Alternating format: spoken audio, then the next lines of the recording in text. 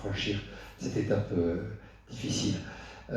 Et c'est moi, je pense, si nous ne faisons pas d'études sérieuses sur le sujet, si on n'en débat pas sérieusement en Conseil de Bordeaux Métropole, et le plus vite possible, je pense que ça sera un enjeu de l'élection de 2026. Clairement. Et là, pour le coup, ce sera politisé. Et si on veut l'éviter, je pense qu'il est absolument indispensable que nous ayons justement la possibilité d'en parler assez tôt, et pas en 2025. Mais maintenant, là, il y a urgence à en parler.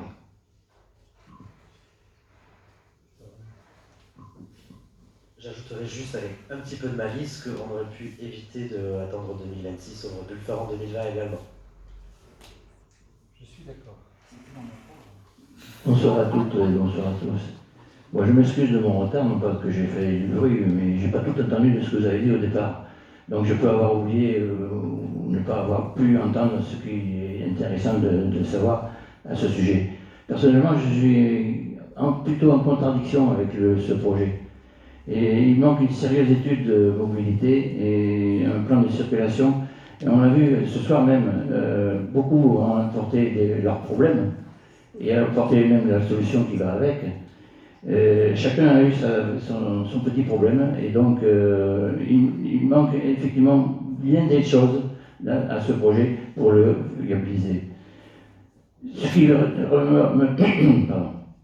me ressemble et je ressens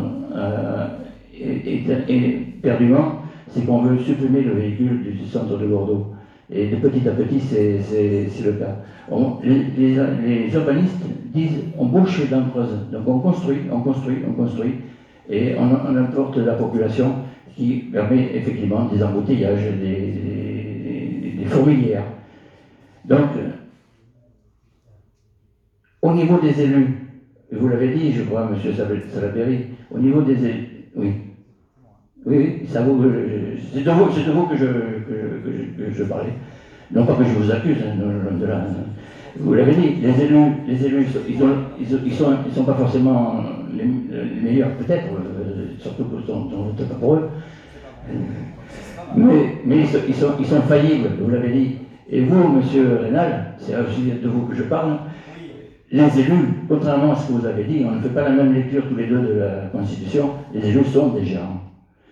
Les collectivités territoriales s'administrent par l'intermédiaire, librement, par l'intermédiaire de conseils élus. Donc administrer les collectivités, c'est effectivement de la gestion.